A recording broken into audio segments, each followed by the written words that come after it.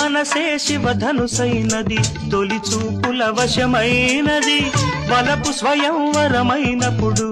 గెలువనిది ఏది ఒక బాణము ఒక భార్యన్నది శ్రీరాముని చిరయసమైనది శ్రీవారు వరమిస్తే సిరులన్నీ నావి తొలి చుక్కవు నీవే చుక్కానివి నీవే తుదిదాకా నీవే మరు జన్మకు నీవే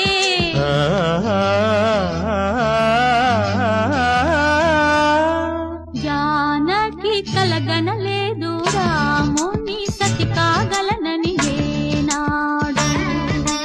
రాముడు అనుకోలేదు జానకి పతి కాగలనని ఆనాడు